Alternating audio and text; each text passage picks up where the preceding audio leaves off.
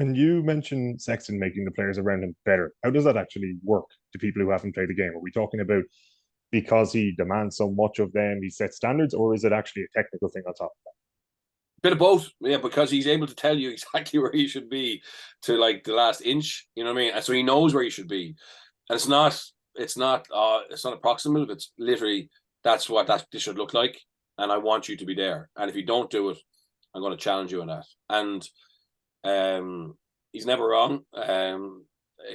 He is sometimes wrong, but not. He's right more than he's wrong. But like in a game, you don't question whether he's wrong or not. You just do what he wants you to do, and he sees the game kind of a step in advance. And I remember chatting to Adam Byrne last year, the Leinster winger who went to Connacht, and he obviously just said, look at his ability to see things in advance is off the scale, and he learned a lot from him. But it take a while, and sometimes players can't see what he sees. It's a little bit like Galtier to a certain extent. I'm sorry, I'm jumping here, but like Galtier at club level, okay, he got to top Montpellier to a final, but in general, he really struggled to understand or be tolerant for his players not being able to see what he saw, right? But the reality is, there's only a very small percentage who can do that. You know what I mean? So, but now he has Antoine Dupont, he has Johnny Bear, he has these guys who can. He had Intermac, Aldred, fellas who had that game sense, and they don't have to go on a Monday and show, oh look, did you not see that space there? They actually see it. They see it in real life time, and he's much happier, And Johnny does see that, and luckily he's been in teams recently that understand that he sees, and if you listen to him, you'd have a far better chance of winning. Two little examples from the game last weekend. Ireland have a midfield scrum in the second half. They swing to the left, and Bundy Aki goes to take the pass from Johnny Sexton, but they spill it because Aki has just slightly overran his line. And I don't know if it showed it on the replay, actually, but he lashed him out of it, Johnny. And actually, we missed lots of these things. The bigger one at halftime, obviously, it was just so obvious because it was over the ref mic and directly on camera. But lots of that stuff happens with tens. And Sexton gave to Aki there, and you'd be surprised if Aki makes that same error, because if he slightly holds his line, catch pass, Ireland are actually away down the left. But then Sexton has the same demands of himself. After he scored his second try in the second half, he immediately gets up and he puts his hand up in apology. You can see him, he goes, oh, fuck. And he goes over to Bundy Aki and he apologises, because 2 phases before they scored, Sexton made the wrong decision. He went front door to Aki, when if he pulls the pass, they score straight away there. And even though Johnny Sexton himself scores and should be happy and Ireland get over it, it's a good outcome, he's not happy because he's living in that wrong decision as he saw it. So the demands are on everyone, and I totally agree. The attacking shape was just tighter, more cohesive, more condensed. I wouldn't even be surprised if Johnny is saying, let's be tighter. We don't need to stretch the whole pitch at times. As long as we have 2 guys holding the 15-meter challenge, we'll be okay. And you saw those strings of short passes getting around Romania at times. And listen, it was akin to a training run at times. I thought some of the defence of Romania was very, very poor.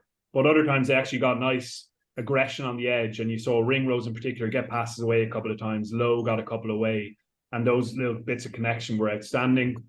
They continue to layer up as well. And again, you don't read too much into it, but we're seeing that shape where they play off 10, the pot of 3, tips on, and the back who was in the boot swinging up to take that offload. They had 31 offloads in this game, and when you win collisions, you can offload freely, but they're adding those little bits in and adding that to their track. I also liked the play for Bundy Aki's try off goal line restart. Everyone remember the score against France in the Six Nations where they had that beautiful dummy loop play. This was another little variation where they hit Doris to carry into midfield. There's a pot of 2 forwards to the left-hand side. None of this is by accident. And Porter it is who plays that beautiful, late, skillful shoulder ball out the back to Ringrose swinging late. And he is able to put Aki away outside one of the Romanian second rows who really shouldn't be in that defensive slot. But there he was, and Aki took the chance. So they're adding little bits and pieces as they go without reinventing the wheel. And of course, it's going to be much tougher against good defences. But on the whole, pleasing in that department again. Yeah, just on that, just like if you watch Ireland's attack on without regarding the Romania defence, it was far better. You know what I mean? That's what we're looking for. We're looking at you know, how connected it is, how organized it is, the timing, the depth, etc. And I would say, probably looking back at those warm-up games, the first half against Italy, there was nice bits of that shape, but after that, it hasn't been where it can be, you know what I mean, or where it has been. And I put up a clip on Twitter yesterday. Danny Cipriani was a genius, right? He's a genius in terms of his feel for attack, and he did an interview and he just spoke about Ireland's attack, and he just nailed it in terms of the balance to it, the depth, etc. And we are that good. I genuinely think our attack is the best in the world.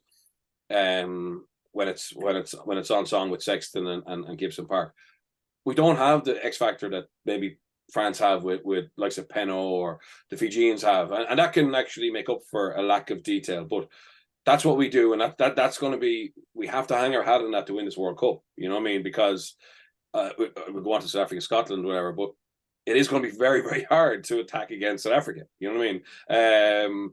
And Scotland, who think they're this like all singing, all dancing attack side, got completely shut down. So, and Murray's talking about Johnny being pissed off with making a bad decision. The reality against South Africa, we may get one opportunity where the decision to go front door, back door, or through the pass, a tunnel ball or whatever, that's the one opportunity you have. And like we probably saw it with Scotland, that strike play where Darcy Graham, you know, doesn't give the pass and the opportunity's gone. And that's so I don't think that we can be dominant and attack against the top teams, but I think that's going to be it's going to come down to one or two opportunities, nailing them. And then most World Cups come into something like one or two moments, but for us, it'll probably be on the attacking side. And in that sense, the kind of missed opportunities are as relevant for Ireland, and they'll spend time on those because there were quite a few of them in this game. Andy Farrell doesn't really tend to give us too much insight into his rugby intellect or IQ, I don't think, in public settings. It's very much behind the scenes. And at the start, I probably thought maybe he didn't have as much as other coaches on that, but he absolutely does. After the match, he said around the support play that he feels that players often, you know, make a line break and there'll be guys either side of them, and the guys either side of them are just screaming to let them know that they're there, rather than actually screaming for them because they're in a better position to take a pass than the guy on the other side.